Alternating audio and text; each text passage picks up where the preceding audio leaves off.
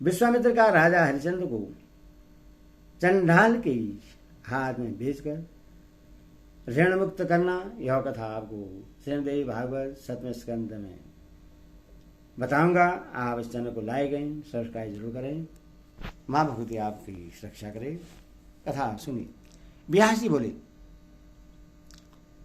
राजा हरिश्चंद्र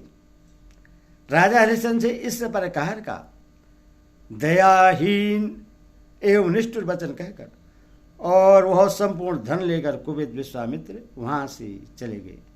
विश्वामित्र के चले जाने पर राजा शोक संतप्त हो उठे। वे बार बार दीर्घ सांसें लेते हुए तथा नीचे की ओर मुख करके उच्च स्वर से बोलने लगे। धन से बिक जाने के लिए उधर प्रेत रूप मुझसे जिसका दुख दूर हो सके, वह अभी शीघ्रता करके सूर्य के चौथे पहर में रहते रहते मुझसे बात कर ले। इतने में शीघ्र ही वहां चंडाल का रूप धारण करके धर्मदेव आ पहुंचे। उस चंडाल के शरीर से दुर्गंध आ रही थी। उसका वश भयानक था। उसकी विशाल दाढ़ी थी, उसके दांत बड़े थे और वह बड़ा निर्दयी लग रहा था।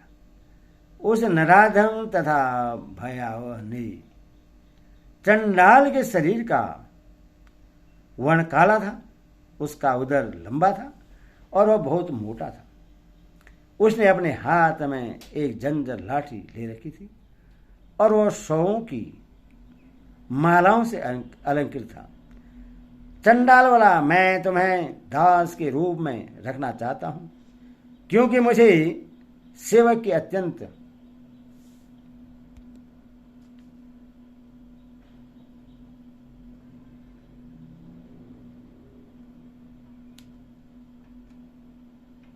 उसकी विशाल दाढ़ी थी, उसके दांत बड़े थे और वह बड़ा निर्दयी लग रहा था।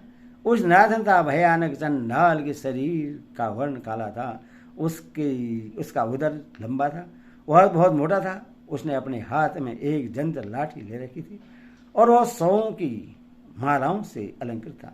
चंडाल बोला, मैं तुम्हें दास के रूप में रखना चाहता हूं, क्योंकि मुझे सेवक की अत्यंत आवश्यकता है। शीघ्र बताओ कि इसके लिए तुम्हें कितना मूल्य देना होगा।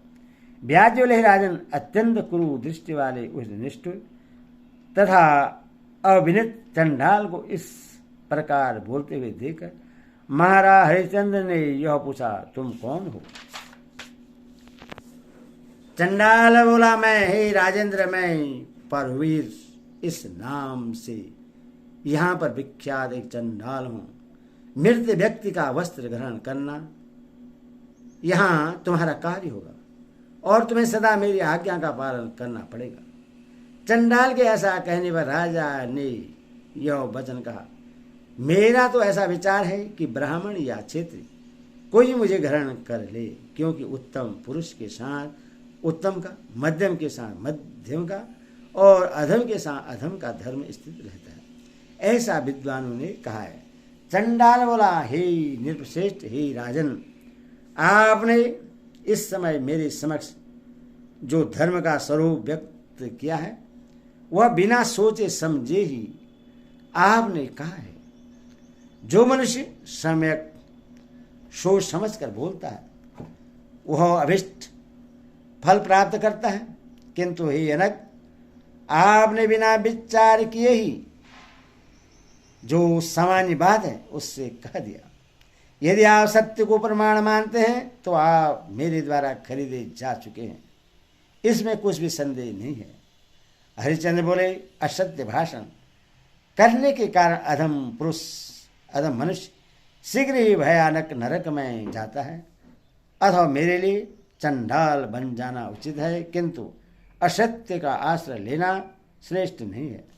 व्यास जी बोले, वे ऐसा बोल ही रहे थे कि क्रोध और अरमस से फैली हुई आंखों वाले तपोनिधि विश्वामित्र वहां आ पहुंचे और उन्होंने राजा से यह कहा, यह चंडाल आपके मन के अनुसार धन देने के लिए यहाँ उपस्थित है, तब आप इससे अपना मूल्य लेकर यज्ञ की संपूर्ण दक्षिणा मुझे क्यों नहीं दे देते?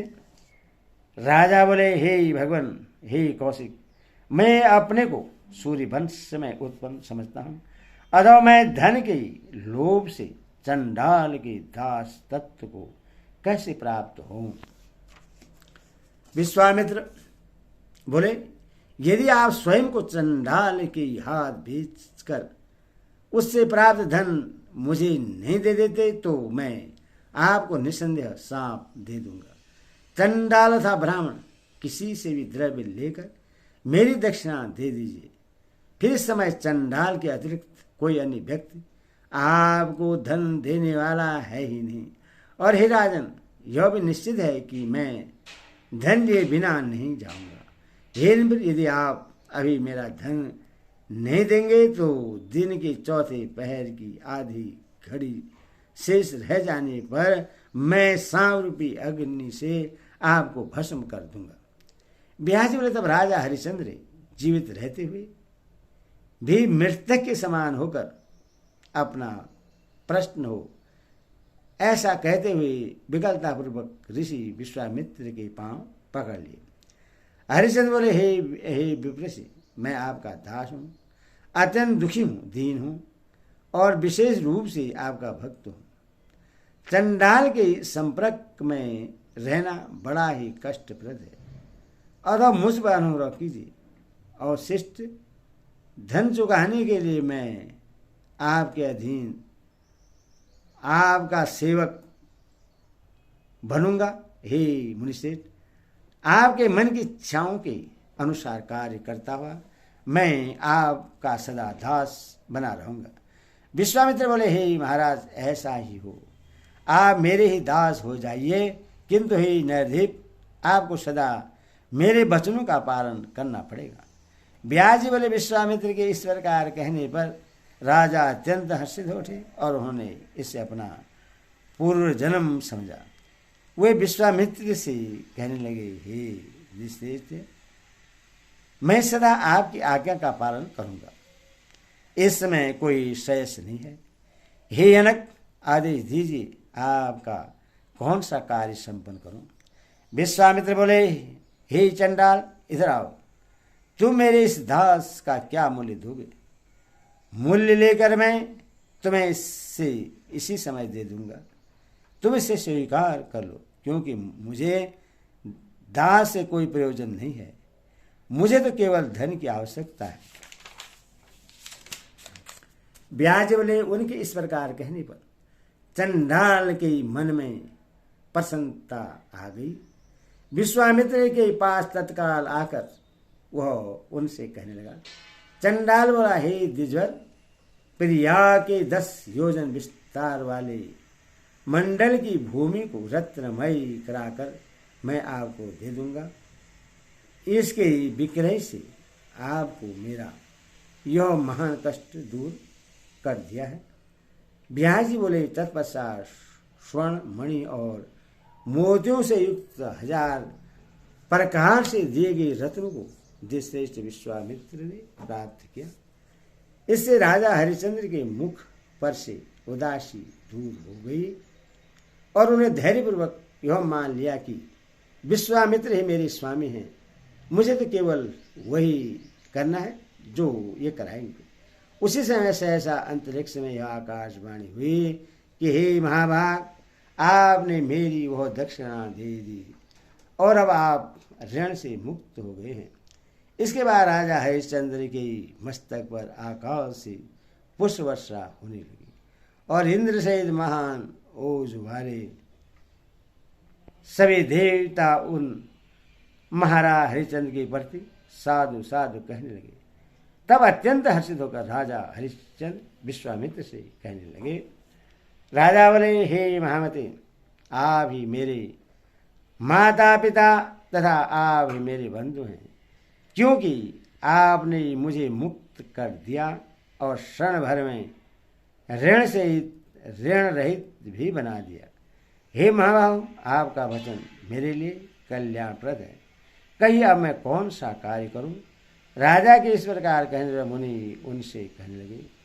विश्वामित्र बोले, हे राजन, आज से इस चंडाल का वचन मानना आपका कर्तव्य होगा, आपका कल्याण हो। उनसे ऐसा कहकर और वह धन लेकर विश्वामित्र वहाँ से चले गए। इति श्रीमद्देवी भागवत महापुराण षष्ठ संहिता सप्तम स्कंदे हरिश्चंद्र ज्ञान नाम 13 अध्याय हरि ओम।